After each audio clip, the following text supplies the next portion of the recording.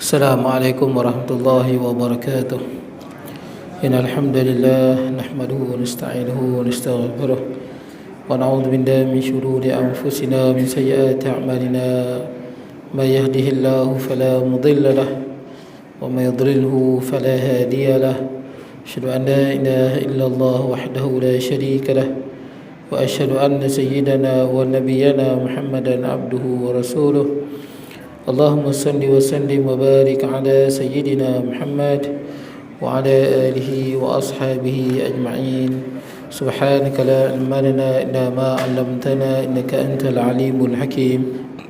Rabbi shrah li sadri wa yassir li amri wahlul 'uqdatam min lisani yafqahu qawli. Allahumma la sahla illa ma ja'altahu sahla wa anta taj'al hazna wa sa'ba idza syi'ta sahla. Wala haula wala quwwata illa billahil aliyyil azim. Amma ba'd. Hadirin jemaah yang dirahmati Allah, alhamdulillah pada malam ni kita dapat bertemu. Tuan-tuan semua sihat no? Macam kurang sikit ni. Balik mengundi. Tuan-tuan doalah, mudah-mudahan yang menang tu golongan yang terbaik. Doa. Kan Nabi sebut ad-du'a silahul mu'min. Doa itu senjata orang beriman. Tapi alhamdulillah di Perak ni kita doa selalu kat khutbah. Pasal tak kat khutbah? Serahkanlah amanah kekuasaan pada orang yang apa? Amanah yang tak rasuah, yang apa? Menegakkan keadilan, berlandaskan hukum. Pasal nak khutbah kita doa. Doa macam tu tuan-tuan. Biar dalam golongan yang duk bertanding ni, biar golongan yang dia menang, dia boleh bawa kebaikan untuk agama, bangsa dan negara. Golongan yang tak pernah terpalit dengan rasuah. Biar golongan yang banyak menang tu, golongan yang banyak orang yang alim, orang yang soleh, orang yang beriman bersama dia. Doa macam tu tuan-tuan, umum saja. Umum saja kita doa. Pasal apa? Bila yang berkuasa itu orang yang beriman dan beramal soleh, apatah lagi kalau dia alim ulama, insya-Allah dia bawa kebaikan untuk semua. Doa untuk semua macam tu je tuan-tuan, umum. Dan kita minta lindung tuan-tuan, mana-mana golongan yang apa, mungkin dia tidak amanah, mungkin dia rasuah, mungkin dia pembohong dan sebagainya. Biar golongan ni tak menang langsung tuan-tuan. Kalau ada lah tuan-tuan, kita umum je doa. Umum. Biar golongan-golongan yang mana ada, kalau dia menang, dia menyusahkan rakyat, ya Allah kalahkanlah dia. Itu tu umum.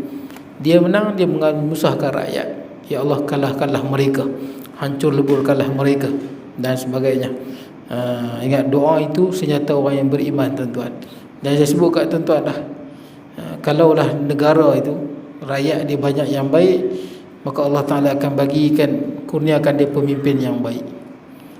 Tapi kalau kebanyakan dia yang jahat, banyak yang buat maksiat, sebagai hukuman Allah Ta'ala jadikan pemimpin dia macam dia. Supaya apa? Dia sedang. Saya sebut kat tuan-tuan, wa kadzalika nuwalli ba'dadh-dhalimina ba'dan bima kanu yaksibun.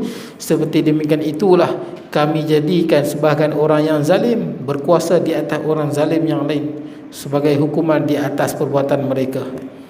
Kalau banyak negara, rakyat sebuah negara tu banyak yang jahat, pembohong, dia dapat pemimpin pembohong. Supaya apa? Sebagai peringatan, jangan bohong. Sebab tu kita kalau nak dapat pemimpin yang baik, rakyat kena berubah jadi orang yang baik. Pasal apa tak menang-menang umat Islam di Palestin, sedangkan dia berbetui Israel tu salah. Sebab tuan-tuan, kemenangan tu tak layak nak dapat lagi. Masih ada di kalangan orang Palestin yang khianat kepada bangsa dan agama dia. Tuan-tuan, doa umum macam tu lah tuan-tuan. Ramai tuan-tuan ni balik mana banyak ni? Kedah ke Kelantan ke mana banyak? Kedah banyak no. Saya pun balik ke, orang rumah saya mengundi di Kedah. Saya mengundi di Perak tuan-tuan. Rumah saya Kedah, esok balik ya. Ni ada lagi balik ke tak balik ya? Ke tuan-tuan tak mengundi?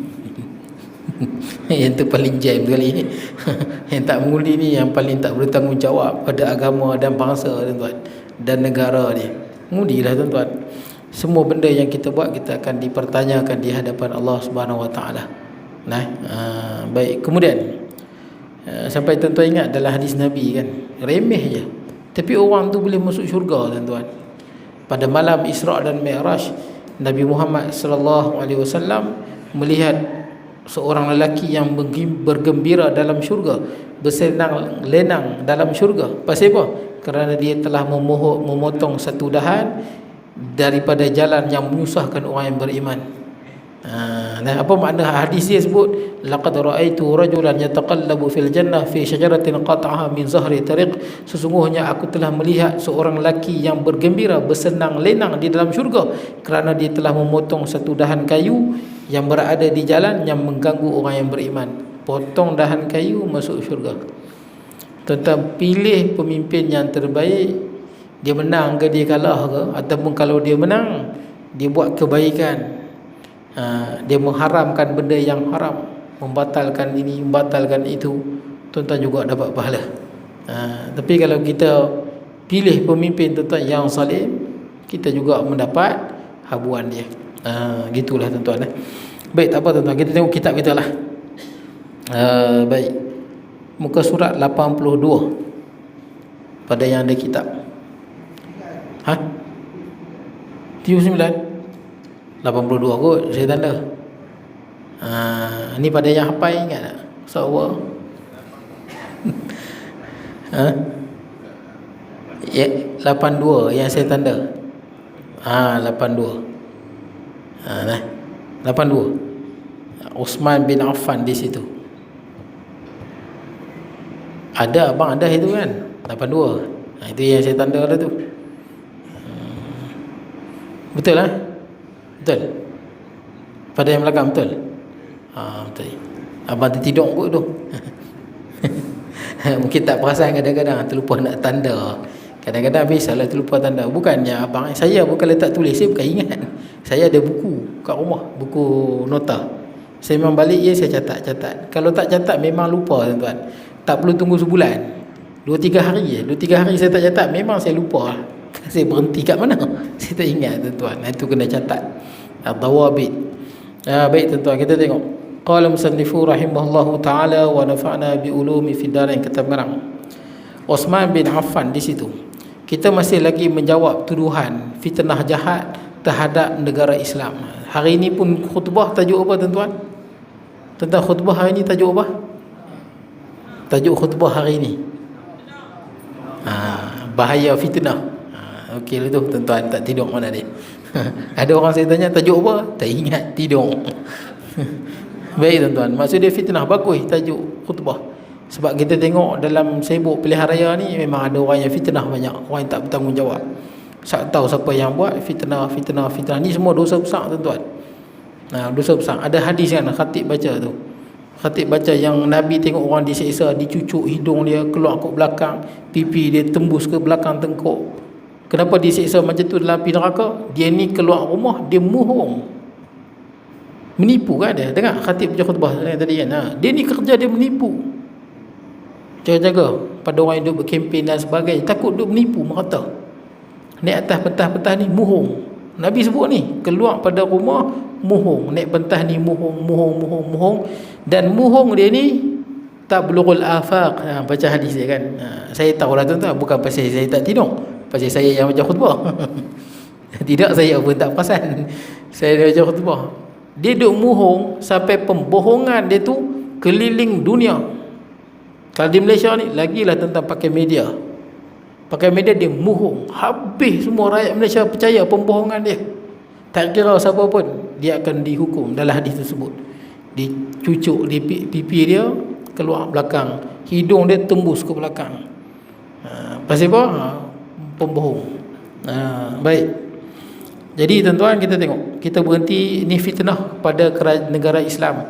Kononnya negara Islam ni tak boleh komen. Pasal apa? Pasal dia negara teokratik, dilantik oleh Tuhan. Mana-mana pemimpin di negara Islam, tuan-tuan tak boleh komen langsung. Pasal apa? Tuhan yang lantik dia. Ini tuduhan jahat. Sebab di negara Islam, yang lantik pemimpin adalah ahlul hilli wal iqdi, orang yang layak memilih pemimpin, dia yang pilih. Dan malah mereka boleh pecat pemimpin tu. Itu negara Islam. Tak ada negara Islam ni, dia bila jadi pemimpin, Tuhan lantik aku, hampa jangan kata apa. Tak ada.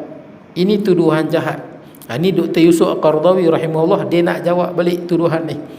Antaranya sebab Sayyidina Uthman bin Affan, bila pemberontak suruh dia letak jawatan, Sayyidina Uthman tak letak jawatan. Pasal apa tak letak jawatan, dia bertuduh itulah Sayyidina Osman mengatakan Allah lantik dia. Naknya bukan macam tu. Sayyidina Osman tak letak jawatan kerana Nabi yang suruh. Banyak hadis Nabi pesan, wahai Osman, satu hari nanti Allah akan lantikkan, pakaikan kamu kepada kamu pakaian khalifah, dan akan ada golongan munafik yang nak kau letak jawatan. Jangan letak jawatan, fala takhlaqhu. Nabi yang pesan kat dia. Nabi dah tahu. Macam mana Nabi tahu? Dengan mukjizat wahyu sampai kat Nabi. Akan ada orang munafik, yang mana kaum pemberontak pada Sayyidina Osman ni, geng Abdullah bin Sabah, itu golongan munafik. Dia pun minta Sayyidina Osman letak jawatan. Nabi dah pesan jangan letak jawatan. Bukan Sayyidina Osman tak letak jawatan sebab Allah lantik dia, tapi kerana itu pesanan Nabi SAW pada dia. Banyak riwayat hadis sebut tu Nabi tak letak jawatan. Sebab apa? Yang paksa tu pun munafik. Baik, kita sambung tuan-tuan. Uthman bin Affan, seorang khalifah yang dizalimi, telah menjelaskan tentang bai'ah kepadanya dalam keadaan beliau mengetahui bahawa mereka yang membai'ahnya tidak akan menanggalkan bai'ah itu. Sayyidina Uthman tahu yang mana bai'ah pada Sayyidina Uthman tidak akan tarik bai'ah. Habis tu yang main memberontak, ini semua orang baru. Dia main muka baru, main daripada Iraq, main daripada Mesir. Mereka ni orang yang bukan bai'ah pada Sayyidina Uthman. Ni orang-orang baru yang bila Islam tersebar, dia pun masuk Islam. Golongan-golongan ni. Adapun Sayyidina Uthman dia merintahkan lama, 12 tahun. Orang yang mula-mula bai'ah dengan Sayyidina Uthman tu, 12 tahun yang mula-mula tu, semua tidak menarik bai'ah. Semua tetap akur dan tetap wala kepada Sayyidina Uthman bin Affan. Kemudian beliau tahu bahawa para penentangnya yang menuntut beliau meletakkan jawatan adalah golongan minoriti yang marahkan beliau serta bersikap tergesa-gesa. Dia tahu ni golongan minoriti. Kalau ikutkan riwayat ada 6,000 ya. 3,000 daripada Mesir, 3,000 daripada Kufah. Dia bergerak daripada Iraq. Ketua dia Abdullah bin Sabah. Dan Nabi sebut dalam hadis jelas, golongan ni golongan munafik. Sayyidina Uthman tahu ni semua pokok munafik. Baik, kemudian beliau melihat dengan kedua matanya bahawa inilah benih-benih fitnah yang boleh mengancam kukuhnya binaan umat. Ini memberontak. Sebab tu kita tak boleh memberontak pada mana-mana pemimpin. Selagi mana Nabi pesan dah, selagi mana kita tengok dia mendirikan solat, ma aqamu fikumus solah, nampak pemimpin tu dia semayang lagi di masjid, tak boleh memberontak. Pasal sebab bila memberontak dia akan jadi kerosakan yang lebih dahsyat, merugikan negara seperti mana yang berlaku di Syria, di Yaman, di Libya, Iraq, semua menyesai tuan-tuan. Kemudian sewaktu beliau menolak untuk menyahut permintaan mereka yang menentangnya, beliau telah mengambil keputusan untuk menjadikan dirinya sebagai korban berhadapan dengan mereka. Dia pilih untuk dia berhadapan dengan pemberontak tu yang ada 6,000 lengkap dengan senjata. Kenapa dia tak suruh tentera mai lindung dia? Sayyidina Uthman dah tahu. Dia dah tahu malam sebelum dia terkorban, dia bermimpi nampak Nabi SAW, Sayyidina Umar dengan Sayyidina Abu Bakar, yang mana kata, wahai Uthman, berbukalah dengan kami. Dia tahu dah esok dia akan syahid. Kalau dia ambil tentera lawan pemberontak, akan banyak pertumpahan darah. Dia tak mau ada jiwa terkorban. Dia takut fitnah berlaku, kacau bilau. Tak apalah kalau dia terkorban, asalkan tak berlaku pertumpahan darah sesama umat Islam. Itu yang dia tak mau. Kemudian sebenarnya beliau mampu untuk mengarahkan para penyokongnya dan menghalang kehendak para penentangnya ini. Pada waktu itu telah berkumpul di hadapan pintu beliau ramai pahlawan daripada kalangan para sahabat dan anak-anak mereka daripada golongan Muhajirin dan Ansar. Beliau telah didatangi oleh Al-Hasan. Siapa Hasan? Anak Sayyidina Ali. Sayyidina Ali yang arahkan. Hasan jaga Sayyidina Uthman. Husain, siapa? Anak Sayyidina Ali. Sayyidina Ali juga yang arahkan pada Hasan Husain duduk di samping Sayyidina Uthman. Dan Abdullah bin Umar, anak Sayyidina Umar, yang mahu berdiri di sisinya dan membela beliau. Ada lagi sebenarnya, satu lagi Hasan bin Sabit, ada lagi Abu Hurairah, malah ada lagi beberapa kalangan orang Ansar, semua bawa pedang nak lindung Sayyidina Uthman daripada apa? Pemberontak yang ada 6,000 ni. Tetapi beliau berkata, siapa ni? Sayyidina Uthman. Bila datang Hasan, Husain, Zaid bin Sabit, Abu Hurairah, Abdullah bin Umar, ada lagi beberapa orang golongan Ansar duduk jaga Sayyidina Uthman daripada pemberontak yang bersenjata ni. Tapi Sayyidina Uthman tak mau. Takut apa? Takut jadi perang. Baik. Kemudian dia berkata, Sayyidina Osman berkata pada mereka yang di sekitarnya, saya tidak memerlukan perkara ini. Kenapa sebut lagu ni? Nabi dah beritahu dia akan syahid hari ini. Hari ini dia akan syahid. Dia beritahu aku tak perlukan apa. Beliau melarang menghunuskan pedang di antara umat Islam. Kemudian beliau bertawajuh kepada Allah dan terus baca Al-Quran. Pada waktu inilah para penentang masuk ke rumahnya dan membunuhnya. Asalnya dia tak boleh bunuh. Kenapa? Ada Hasan Husin, Zaid bin Sabit, Abdullah bin Umar, ada lagi golongan Ansar yang lain yang jaga, tapi dia suruh balik. Sayyidina Osman tak mau orang lain korban kerana dia. Dan Nabi pun beritahu lah dia akan syahid hari itu. Tu yang waktu dah tak ada siapa kawal, dia pun masuk bagi pecah rumah dia. Kemudian dia pun potong jari-jari isteri dia, nama dia Nailah binti Furaifisah. Dia pun potong jari-jari Sayyidina Osman, isteri Sayyidina Osman, dan dia pun bunuh Sayyidina Osman, petikam dia. Mula dia pun pukul dia dengan besi dulu. Dah pukul baru dia petikam dia. Baik. Apakah mungkin untuk difahamkan ucapan khalifah yang syahid ini bahawa beliau bersandarkan hak ketuhanan untuk memaksakan kuasanya kepada manusia? Mana logiknya? Kalau Sayyidina Osman nak menggunakan nama Tuhan, nak berkuasa, kenapa dia serah diri dia untuk dibunuh? Kenapa dia tak melawan? Itu ulama bahas kenapa Sayyidina Osman tak melawan. Ini bukti tuan-tuan, dia bukan gila kuasa. Dia tak melawan pasal apa? Dia tak mau jadi pertumpahan darah sesama umat Islam, takut jadi fitnah di kalangan umat Islam. Dia tak mau sahabat lain terkorban kerana pemberontak, sedangkan pemberontak tu nakkan dia. Jadi dia tak mau jadi perang saudara. Baik, kemudian apakah akal dapat menerima bahawa seorang pemerintah yang berpegang dengan kuasa hak ketuhanan sebagaimana yang digambarkan oleh sebahagian manusia, kemudian beliau menyerahkan dirinya gugur syahid dalam keadaan reda dan diredai? Orang kalau jahat, dia kata aku ni Tuhan yang lantik aku. Hampa tak boleh kata apa. Orang lagu ni, kalau orang lawan ni, dia sembelih semua. Sayyidina Osman tak, bila datang pemberontak, dia buat apa? Dia sendiri yang berhadapan dengan pemberontak. Dia tak bagi orang lain.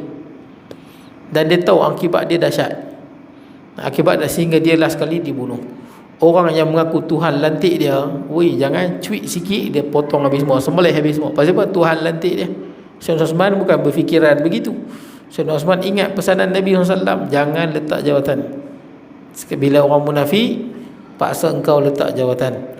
Mengenai pendapat Dr. Farag Fudah, Dr. Farag Fudah ni orang Islam tapi sekular tuan-tuan. Orang Islam yang musuh pada Islam. Dia ada orang Islam, muka Islam, nama Islam, tapi kewujudan dia, perkataan dia merugikan Islam. Ni antara ni Dr. Farag Fudah, duk bantai Islam daripada dalam. Dia kata apa? Sesungguhnya ucapan Sayyidina Osman telah meletakkan pemikiran politik Islam seluruhnya berada di persimpangan jalan di antara golongan majoriti yang mengambil pandangan Osman bahawa Allah yang melantik khalifah. Dia mengarut dah. Itu saya kata dia mengarut. Dia kata apa? Allah yang melantik khalifah. Tak. Yang melantik khalifah siapa? Ahlul hilli wal iqdi. Orang yang bijak dan pandai, berilmu agama, pandai politik, dia yang lantik orang itu. Yang lantik, mana ada Tuhan lantik orang tu, lantik orang. Pada hakikatnya memanglah takdir dan sebagainya, tapi hukum sebab dan musabab. Macam kita pilihan raya ni kan, macam mana orang tu boleh menang? Banyak undi dia. Macam itu je lah. Macam mana boleh menang? Banyak undi dia. Macam mana boleh jadi Perdana Menteri? Bila dapat majoriti ahli parlimen. Dalam negara Islam yang melantik khalifah ahlul hilli wal iqdi, ulama yang pakar politik, dia ni yang pilih pemimpin. Yang ni dia kata apa? Dia tuduh Allah Ta'ala yang lantik, seolah-olah dapat wahyu lantik dia. Ni fitnah. Seolah-olah negara Islam negara yang memperkudakan agama, yang mempergunakan agama Tuhan. Ni dah ada dah dulu.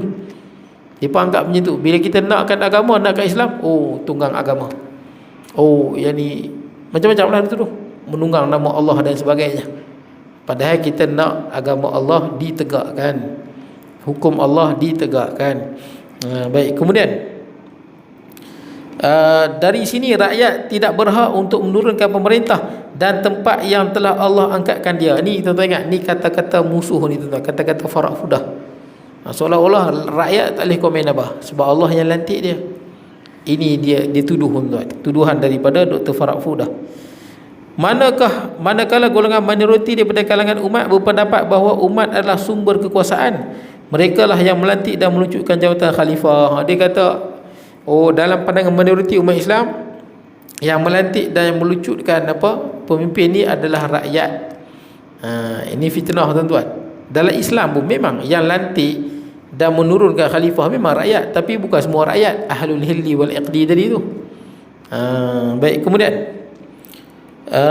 mereka yang melantik dan melucutkan jawatan khalifah, ini adalah pandangan yang dipegang oleh Mu'tazilah selepas itu. Kemungkinan mereka dinamakan sebagai Mu'tazilah sebagai bukti terhadap sikap daulat Islam terhadap mereka dan sikap mereka terhadapnya. Dia tipu lagi tuan-tuan.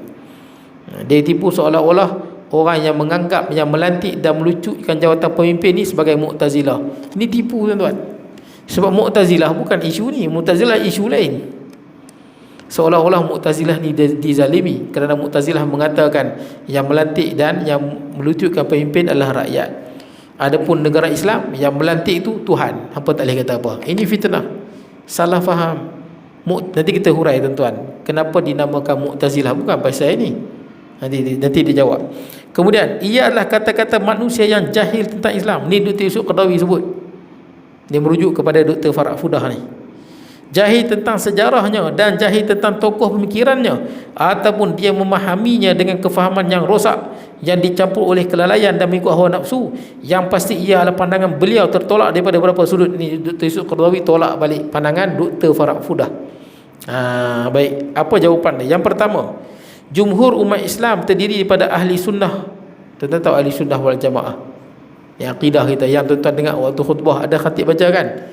Berpeganglah pada akidah ahli sunnah wal jamaah, akidah Islamiyah, berteraskan ahli sunnah wal jamaah yang menjadi warisan Nabi SAW, sahabat dan tabi'in sehingga kita hari ini. Betul tak ada khutbah sebut apa itu akidah ahli sunnah wal jamaah? Ahli sunnah maksudnya yang mengikut sunnah Nabi. Apa itu sunnah Nabi? Perkataan Nabi, perbuatan Nabi dan pengakuan Nabi. Yang ni yang paling tinggi.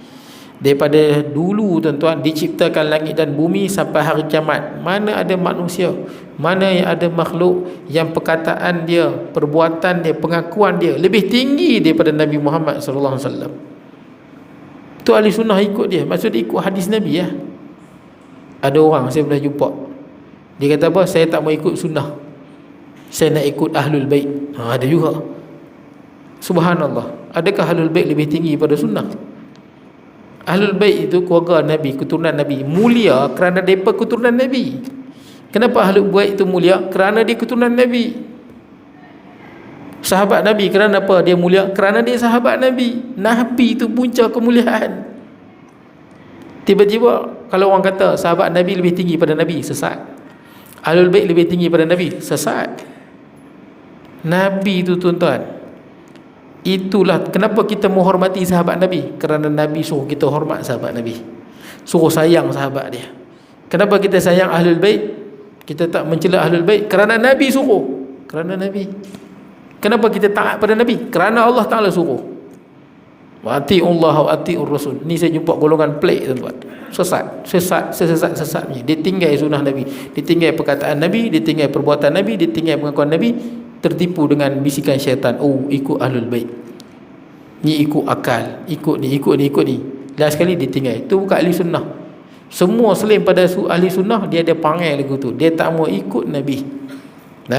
Itu ahli sunnah wal jamaah. Jamaah merujuk kepada majoriti umat. Jamaah semayang berjemaah ramai. Jamaah tu ada kata jamaatus sahabah, yakni majoriti sahabat. Satu lagi kata jamaah ni majoriti umat Nabi SAW. Daripada zaman Nabi Muhammad, zaman sahabat, zaman tabi'in, zaman tabi'in, sampailah pada kita tuan-tuan hari ni. Ahli sunnah wal jamaah tak pernah menjadi yang paling minoriti, tak pernah. Ahli sunnah sentiasa majoriti. Syiah pernah berkuasa, kerajaan Fatimiyah, tapi dia tak jadi majoriti. Mu'tazilah pada zaman Abbasiyah, Al-Ma'mun, Al-Mu'tasim, Al-Wasiq, mereka paksa orang ikut akidah Mu'tazilah. Ribuan ulama diseksa, malah ada yang dibunuh, tapi akidah dia tetap minoriti. Banyak lagi kerajaan Ibadiyah ataupun kerajaan Khawarij, dia ada unsur-unsur Khawarij, walaupun dia di kerajaan, dia tak jadi majoriti. Masa Syiah Fatimiyah di Mesir, dia punyalah nak suruh orang benci sahabat Nabi, dia punya suruh, dia berusaha keras, all out. Dia buat macam mana? Dia tulis semua kat pintu-pintu tu, pintu rumah dia. Siapa yang menghina Sayyidina Abu Bakar dapat sekian dan sekian. Siapa hina Sayyidina Osman dapat sekian dan sekian. Siapa hina Aisyah dapat sekian dan sekian. Mereka nak semua orang benci sahabat Nabi. Tapi gagal juga. Dia tak jadi majoriti. Nak cerita lagu mana pun ahli bid'ah ni, lagu mana pun golongan selain pada ahli sunnah buat supaya menjadi majoriti, dia tak akan berjaya. Dia memang gagal. Tengok waktu Salahuddin Al-Ayyubi tawan jatuhkan kerajaan Fatimiyah. Majoriti rakyat Fatimah tu ahli sunnah tuan-tuan. Cuma dia berdiam je, dia tak ikut kerajaan dia. Baik, nak cerita tuan-tuan, ahli sunnah tak pernah jadi majoriti. Jangan mengada-ngada pergi ikut ajaran minoriti. Jaga-jaga tuan-tuan. Ada orang dia ikut ajaran tu pelik sikit, dia rasa hebat. Mana-mana ajaran yang pelik bercanggah dengan majoriti, ajaran itu sesat. Mudah. Period. Full stop. Tak usah ikut. Masalah kita bila nampak ajaran tu lain pada orang, rasa hebat. Tidak. Oh, kemah, tahu lebih pada orang. Tak. Ajaran tu lain pada majoriti, memang sesat lah. Man syadda finnar. Nabi sebut jelas, barang siapa yang menyisih daripada majoriti, dia menyisih dalam api neraka, terjun dalam api neraka. Ramai dah saya jumpa orang-orang yang ikut ajaran sesat, dia rasa kemah, sembang, gah tuan-tuan, padahal sesat. Baik tuan-tuan. Kemudian nanti kita tengok jawapan ni. Ahli sunnah berpendapat bahawa menjadi hak dan kewajipan umat yang diwakili oleh halul halli wal iqdi. Itu disebut siapa halul halli wal iqdi? Orang yang berilmu dan pandai buat politik. Dalam 10 orang, berapa belah orang, mereka ni yang pilih pemimpin. Itu beza kita dengan demokrasi. Demokrasi diserah pada rakyat. Kalau rakyat dia banyak yang jahat, dipilih pemimpin yang jahat. Kalau rakyat dia ramai yang baik, dipilih pemimpin yang baik. Kalau negara Islam, urusan ni serah pada ahlul halli wal iqdi. Maksud dia ahlul halli wal iqdi, dia takkan pilih melainkan pemimpin yang terbaik. Kemudian, tapi kita di Malaysia ni tuan-tuan, kita tak ada. Bila kita tak ada, jangan abaikan yang ada. Mala yudraku kulluh la yudraku julluh. Benda yang kita tak boleh buat semua, jangan tinggal semua. Yang kita ada politik, demokrasi tuan-tuan. Tuan-tuan dibenarkan untuk mengundi, manfaatkan betul-betul. Pi mengundi, pi pangkah yang terbaik sekali. Kalau tak tahu ustaz yang mana satu yang terbaik, semayang istikharah. Tidak semayang istikharah, doa pada Allah, ya Allah tunjukkanlah mana yang terbaik. Baik tuan-tuan. Kemudian memilih imam, mengawasi dan membetulkannya, bahkan memecat imam, boleh pecat apabila pemecatan ini tidak mendatangkan mungkar yang lebih besar daripada wujudnya. Boleh pecat dengan syarat jangan jadi pemberontakan. Kalau jadi pemberontakan, tak boleh. Jadi banyak darah terkorban. Dan menjadi suatu kewajipan menentangnya apabila dilihat daripada kekufuran yang jelas, kufrun bawah yang ada bukti daripada Allah. Inilah pendapat jumhur umat Islam dan bukannya pendapat pandangan minoriti sebagaimana didakwa oleh penulis tersebut. Baik, nampak tuan-tuan, kita, pegangan kita, pemimpin tu kalau jelas salah, boleh komen. Jelas salah, apatah lagi kalau dia ada kekufuran yang jelas, nyata, boleh komen. Mana ada orang yang maksum, dilantik oleh Tuhan, kita tak boleh buat apa. Hingga kan Ali Abdul Raziq, yang mana Dr. Fudah mengambil pendapatnya, terpaksa menetapkan dan sudut teori bahawa Ali Abdul Raziq ni tuan-tuan, tok guru kepada Dr. Fudah ni, dia pun lebih kurang sama lah, orang yang sekular. Pada prinsipnya masalah khilafiyah di sisi umat Islam hendaklah dipilih oleh ahlul halli wal iqdi, kerana jawatan imamah adalah diwujud melalui bai'ah ahlul halli wal iqdi yang memilih seorang menjadi imam kerana sifat adil yang wujud padanya. Jadi orang yang pakar ni pilih mana yang adil, yang terbaik. Macam pemilihan antara Sayyidina Osman dengan Sayyidina Ali, kan ada 10 orang yang dilantik. Sayyidina Ali dengan Sayyidina Osman dapat undi sama. Sayyidina Osman dapat undi, Sayyidina Ali dapat undi daripada Talhah dengan Zubair. Kalau Talhah bin Ubaidillah, Zubair bin Awam dia sokong Ali bin Abi Talib, Talhah dia sokong Osman. Ada lagi sahabat yang sokong Osman, ada yang sokong Ali, ada sama berat. Bila sama berat, maka Abdurrahman bin Auf pergi tanya seluruh pada penduduk Madinah. Sebab ahlul hilli wal iqdi pun sama berat. Ali dapat banyak ni, Osman dapat banyak ni. Jadi Abdul Rahman bin Auf pergi berjalan tanya semua penduduk Madinah. Majoriti penduduk Madinah semua duk nak, majoritinya nak Sayyidina Osman yang dilantik. barulah dilantik Sayyidina Osman. Sayyidina Ali orang yang kedua bai'ah pada Sayyidina Osman. Baik tuan-tuan, kemudian yang kedua, jadi jawapan dia tuan-tuan, tuduhan yang mengatakan Allah yang melantik pemimpin negara Islam, dan pemimpin negara Islam tu tuan-tuan tak boleh kata apa pasal Allah yang lantik dia, itu satu pembohongan. Itu pembohongan yang nyata.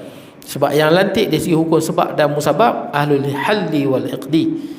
Yang kedua, penulis telah mencampur adukkan secara keji masalah menyandarkan perbuatan hamba kepada Allah dengan anggapan Allah adalah penentu kehendak yang paling tinggi di alam semesta, seperti dinyatakan dalam firman Allah. Makna dia apa? Dia campur aduk tuan-tuan, antara takdir dengan perbuatan hamba. Contoh, ada orang mencuri, kita tangkap dia mencuri, kita kata pasal apa hang mencuri? Allah yang takdirkan. Nampak? Hang mencuri, hang yang salah. Memang semua benda kita buat dalam ruang lingkup takdir Allah, betul? Takdir Allah tu bukan paksa, takdir Allah dalam ruang lingkup ilmu Allah. Allah Ta'ala tahu tentang buat apa esok, lusa akan datang, Allah Ta'ala tahu. Dan Allah Ta'ala takdirkan dengan pengetahuan Allah. Tapi tuan-tuan, apa saja yang kita buat, dan kita ada pilihan. Kita ada pilihan. Kita boleh buat baik, kita boleh buat jahat. Kita pilih jalan yang jahat, kita dipertanggungjawabkan. Bukan sekadar di akhirat, di dunia lagi tuan-tuan. Kita kalau bawa laju tuan-tuan, polis tahan, polis tanya, pakcik ni bawa kenapa sampai 180 sampai 200? Tuan tak tahu ke ni semua takdir Allah? Boleh jawab macam tu? Tak kena lupa dengan polis tu. Hakim, ada orang buat salah masuk dalam mahkamah, ada kes di Pulau Pinang. Jadi orang penjara cerita kat saya lah, satu kes tu budak Melayu, dia nak dengan seorang perempuan tu tak mau dia rogol perempuan tu, dia bunuh perempuan tu, dia rodok cangkui dalam kemaluan perempuan tu. Betul ini tuan-tuan, ni penjara-pegawai penjara cerita kat saya. Saya dengar sakan tu. Saya tanya pegawai penjara, tanya awak hang buat lagu tu, jolok cangkui dalam kemaluan perempuan tu? Yalah, dia tak mau dengan saya. Senang betul. Boleh ke dia bila hakim tanya kenapa buat lagu tu? Tuan hakim, ni semua takdir Tuan hakim. Iman lemah Tuan hakim ni. Boleh macam tu? Memang semua yang berlaku dengan takdir, kerana Allah mengetahui apa yang kita akan buat. Persoalannya, yang hang pergi buat lagu tu pasal apa? Hang boleh pilih jangan buat, tapi hang buat. Hakim takkan layan, dia boleh menampak dia tuan-tuan. Zaman Sayyidina Umar ada orang mencuri, dia curi, lepas tu orang tanya pasal apa mencuri? Takdir Allah, dia kena potong tangan dan kena sebat. Tangan kena potong, kena sebat. Dia tanya dekat Sayyidina Umar, ya Amirul Mukminin, mencuri ni potong tangannya pasal berkena sebat? Potong tangan pasal mencuri, sebat pasal menyalahkan takdir. Tuan-tuan buat apa saja dengan pilihan tuan-tuan ke bukan pilihan tuan-tuan, semua dalam ruang lingkup takdir. Dan tuan-tuan tak boleh fikir benda tu. Takdir bukan paksa tuan-tuan. Sebab tu orang yang dipaksa, dia tak salah. Dipaksa buka puasa macam umat Islam Uyghur di China tu, dia main kena buka puasa, tidak kena seksa. Bila dia buka puasa, tak batal puasa dia, pasal dia dipaksa. Nampak? Dipaksa tak apa. Ini tak saja dahaga-dahaga minum tuan-tuan. Itu je lah. Hang sengaja pilih, hang dipertanggungjawabkan. Jangan silap tuan-tuan. Perbuatan hamba dipersoalkan. Yang tak dipersoalkan ni budak-budak dengan orang gila tuan-tuan. Betul tak? Orang gila, takkan kita nak tanya dia, orang gila pasal apa hang tak pakai baju? Dia gila. Dia bunuh orang pun dia tak kena bunuh balas. Budak-budak pun tak kena bunuh balas. Kita tahu dia belum sempurna ni. Ni yang dah sempurna ni.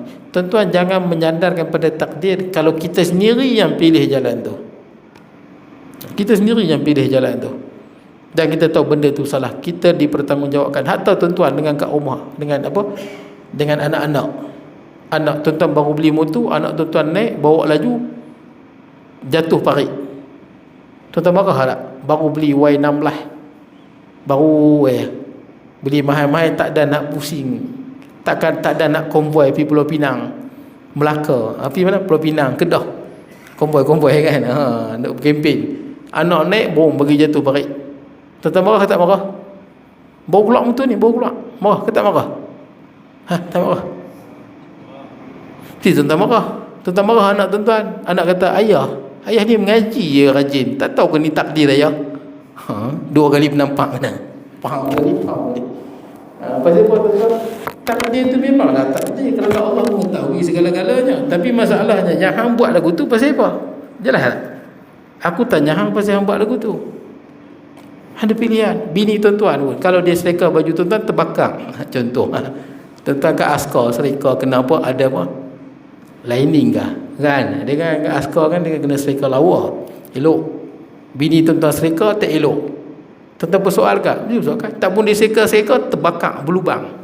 Berlubang terbakar. Ke tuan-tuan tengok? Tak apalah, ini semua takdir. Mestilah tuan-tuan marah. Pasal apa berlubang? Tadi sembang kat telefon. Lagilah tuan-tuan marah. Ni baju. Kita takdir tu, tuan-tuan akan persoalkan. Tindakan manusia dia pun dipersoalkan. Tiba-tiba bila kita dipersoalkan oleh Allah, oh ni semua takdir. Ni apa? Semua benda berlaku memang semua dengan takdir kerana dia dalam ruang lingkup Allah. Jangan sandarkan perbuatan salah kita pada Allah. Jangan. Hang yang buat. Takdir bukan paksa, takdir itu ilmu Allah. Baik tuan-tuan. Kemudian, seminit lagi tuan-tuan.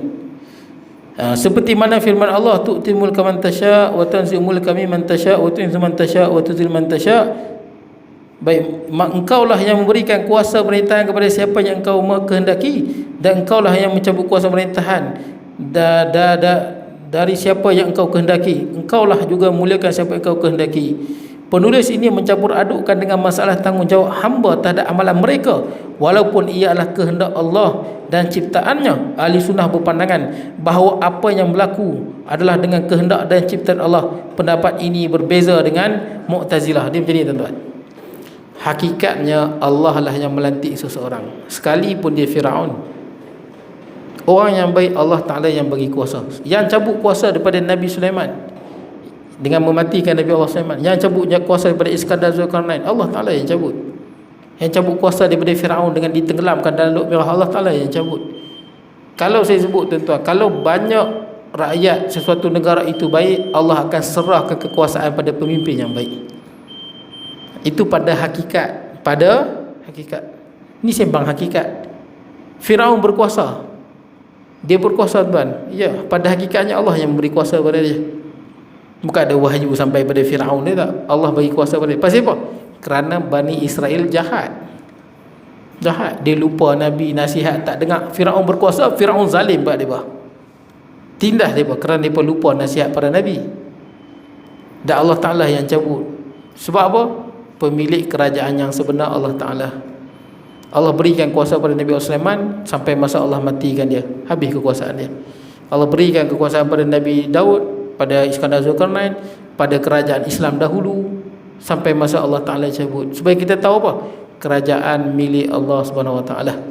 Tapi tuan-tuan, dalam hukum sebab musabab, ni bukan cerita hakikat, kita cerita sebab musabab.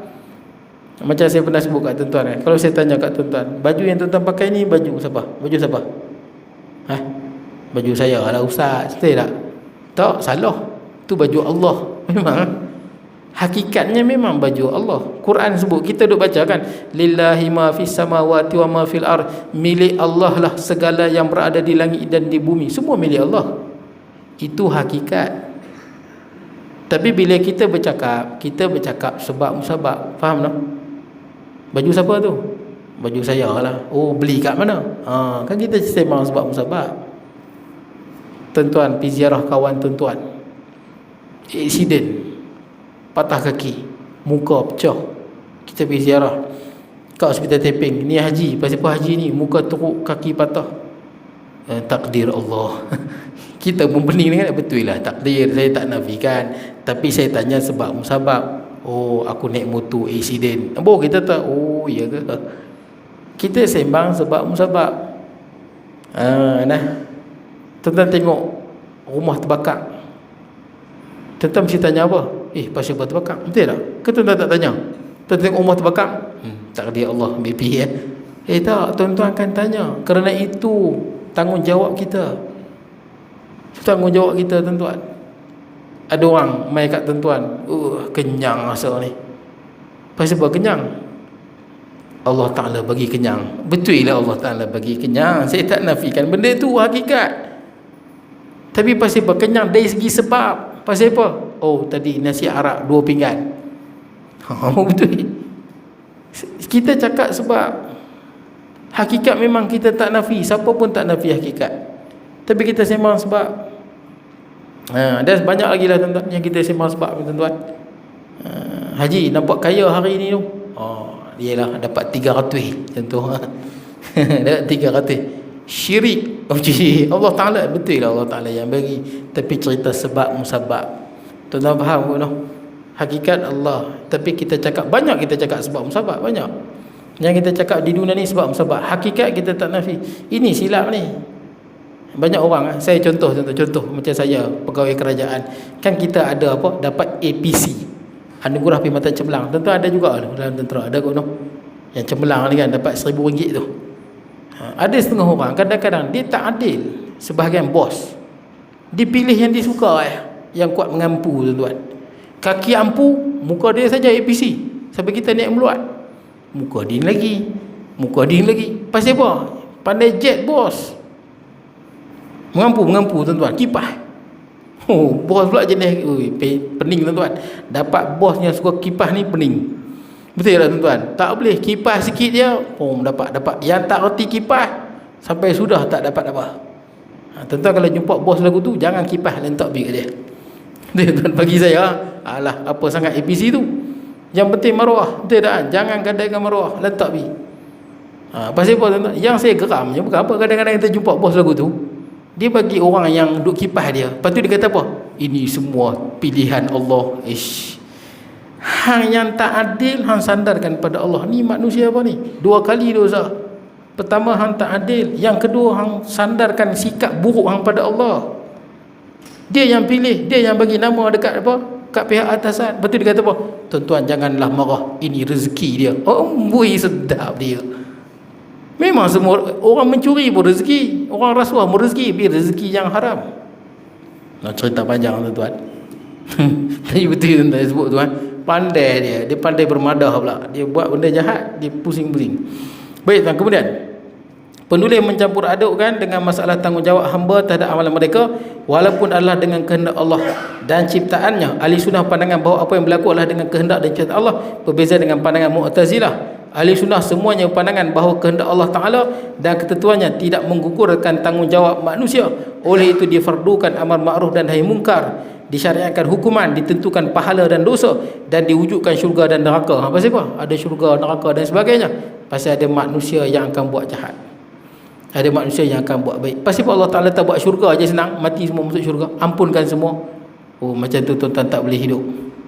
Tuan-tuan, tak payah pergi jauh. Kita nak apa, negara kita ni masukkan penjara tu, penjara Teping tu, banyak banduan dalam tu, masukkan semua. Habis tu banduan semua macam mana? Maafkanlah dia semua. Boleh tuan, boleh. Semua maafkan semua banduan-banduan tu. Itu banduan yang bunuh orang perempuan, jolok dengan cangkui pun maafkan. Sanggup tuan-tuan terima? Kalau orang lagu tu yang bunuh perempuan tu, jolok dengan cangkui tu, dimaafkan, dia duduk tepi rumah tuan-tuan katuk dia, tuan-tuan. Betul tak? Bahaya ni. Ada penjenayah yang duduk dalam penjara tu bukan penjenayah biasa-biasa, memang berbahaya. Pembunuh bersiri, perokok bersiri, memang jahat sungguh. Yang hati kering pun ada. Sembang orang penjara ni, berapa kali masuk penjara, masuk muka dia saja. Bayangkan kalau di Malaysia ni kita buat lagu tu, yang penjara bagi runtuh semua, kita maafkan dia semua, lepaskan dia semua. Agak-agak lagi kurang jenayah ke lagi banyak jenayah? Dalam duk ada ni pun polis dah pening, tangkap sana, tangkap sini. Nak cerita tuan-tuan, kat dunia pun kita ada hukuman. Betul tak? Ada hukuman. Hang bijak, hang ada otak, hang buat benda tu, hang dipertanggungjawabkan. Sama nanti di akhirat. Kalau mati semua masuk syurga, tuan-tuan, semua pakat buat jahat. Pasal apa? Mati masuk syurga. Betul tak? Bohong sana, bohong sini, bunuh sana, bunuh sini. Pasal apa? Mati semua kan masuk syurga. Macam mana kita nak hidup kat dunia? Baik, kemudian apa yang beliau kaitkan dengan Mu'tazilah dan anggapannya bahawa ia adalah sebab penamaan mereka adalah satu dakwaan yang tidak ada dasar dan buktinya sama sekali. Tidak ada seorang pun daripada kalangan pakar sejarah firaqul Islam zaman dahulu dan zaman sekarang seperti Ibnu Hazmin, Syahrastani, Al-Baghdadi dan Ahmad Amin dalam Fajar Islam dan Duha Islam, dan ulama selain mereka yang menulis tentang mazhab dan firaq ilmu kalam yang pernah membawa pandangan seperti beliau. Tak ada. Ini rekaan dia. Akan datang kita sambung sikit tuan-tuan, sikit. Amat menyedihkan apabila Mu'tazilah mempunyai negara dan kuasa pada zaman Al-Ma'mun. Al-Mu'tasim dan Al-Wasik, mereka yang menutup suara para penentangnya dengan sebatan, seksaan dan menghumbang para penentangnya ke dalam penjara. Inilah yang dicatatkan oleh sejarah dalam apa yang dikenali sebagai Mihnah Khalqul Quran. Cukuplah sebagai bukti apa yang telah mereka lakukan terhadap Imam Ahmad bin Hanbal. Baik. Satu lagi tuan, saya perhabihin tuan sikit. Yang ketiga, mereka yang menentang Zunnurain Osman bin Affan bukanlah daripada kalangan jumhur umat. Mereka bukanlah golongan yang mempunyai ilmu dan kedudukan. Bahkan mereka adalah kumpulan al-ghawgha, tong kosong, sebagaimana yang dinyatakan oleh para sejarawan. Mereka telah dieksploitasi oleh golongan yang mengikut hawa nafsu dan menentang Islam secara tersembunyi. Mereka ini adalah benih bagi golongan yang setelah itu yang berpegang dengan pendapat menghadkan pemerintahan bagi keturunan tertentu yang saling mewarisi hak ketuhanan. Pendapat ini terkeluar daripada landasan Islam yang umum. Dia nak beritahu siapa ni? Nak beritahu Syiah. Pasal orang yang menentang Sayyidina Osman dan Abdullah bin Sabah, bapa pengasas Syiah, dialah yang mengatakan sepatutnya lepas Nabi, Ali, Hasan, Husin, Sayyidina Umar, Sayyidina Abu Bakar dah rampas, Umar dah rampas, Osman dah rampas, kita kena rampas balik, bagi kat mereka, jadi perang. Macam mana nak tipu? Kena jual nama Ahlul Bait. Itu cara nak bohong. Jual nama Ahlul Bait. Ini Abdullah bin Sabah, bapa munafik besar, bapa pengasas ajaran Syiah. Dia sebut dia. Dan dia lah kononnya kerajaan mesti daripada keturunan apa? Bukan Ahlul Bait saja, keturunan Sayyidina Husin saja. Sedangkan Ahlul Bait banyak, ada 4 keluarga. Itu pembohongan, bid'ah lagi. Kan dalam hadis riwayat Muslim, 4 keluarga Ahlul Bait siapa? Keluarga Abbas, keluarga Aqil, keluarga Ali, keluarga satu lagi siapa? Ja'far. 4 ni tentang Ahlul Bait, hadis riwayat Imam Muslim. Kenapa menghadkan hanya Husin saja ke bawah? Ini bid'ah, sesat. Malah majoriti ulama ahli sunnah mengatakan Imam Al-Mahdi bukan daripada jalur Sayyidina Husin, tapi Imam Al-Mahdi daripada jalur Sayyidina Hasan. Nampak dia nak bohong, bohong. Dia itulah bid'ah. Kerajaan Abbasiyah, kerajaan Islam antara yang terpanjang tuan-tuan. Kerajaan Abbasiyah, 10 minit dah tuan terlajak. Kerajaan Abbasiyah yang Harun Ar-Rasyid, Al-Ma'mun, Mu'tasim, Al-Wasiq, banyak-banyak ni. Kerajaan Abbasiyah adalah kerajaan Ahlul Bait, daripada keturunan Abbas bin Abi Talib, pak saudara Nabi. Ni mai golongan ni dia mengecilkan Ahlul Bait. Yang ni saja Ahlul Bait, yang dia bukan. Ini bid'ah yang menyesatkan. Ada orang ikut, sesat juga tuan-tuan. Habis saya nak cerita bab Mu'tazilah tuan-tuan, tak ada tuan. Akan datang saya cerita Mu'tazilah bukan yang seperti itu tuan-tuan. Saya sebut ringkaslah. Mu'tazilah ni Wasil bin Atha, dia pengasas dia. Digelar Mu'tazilah sebab dia dia berpisah daripada tok guru dia Hasan Al-Basri. Hasan Al-Basri kata dia i'tazalna Wasil, Wasil telah meninggalkan kita. Daripada situlah digelar Mu'tazilah. Pasal apa? Dia kata orang yang buat jahat tak duduk di syurga dan neraka, dia duduk di tengah-tengah. Manzilatun baina manzilatain. Dia pakai otak dia. Adapun pandangan ahli sunnah, pandangan Hasan Al-Basri, tok guru dia lah, orang Islam yang buat jahat, kalau dia tak diampunkan, dia akan masuk neraka. Habis dibakar dalam neraka, dia akan masuk syurga. Ini pandangan ahli sunnah wal jamaah. Pandangan Wasil bin Atha Mu'tazilah ni, dia kata tak logik, mana boleh. Dia kata orang Islam yang buat jahat, dia tak masuk syurga, dia tak masuk neraka, tapi dia duduk mana? Manzilatun baina manzilatan, antara syurga dengan neraka. Dan dia tak puas hati dengan tok guru dia Hasan Al-Basri, dia pergi duduk kat lain. Dia buat kuliah dia pula, ramai pengikut dia, banyak guna akal. Jadi dah golongan Mu'tazilah, tak ada kaitan dengan politik tuan-tuan. Ini pembohongan Dr. Farag Fudah. Habis tuan-tuan, saya minta maaf tuan, terlajak panjang tuan-tuan. Akan datang kita sambung bawah tu lah, ucapan Al-Mansur. Bismillahirrahmanirrahim. Allahumma ij'al jam'ana hadha jam'an tafarruqan wa ba'di tafarruqan ma'suma la taj'al minna shaqiyya wa la muhammadan matuda wa sallallahu nabiyina Muhammad wa ala alihi wa sahbihi barik wa sallam. Alhamdulillahirabbil alamin.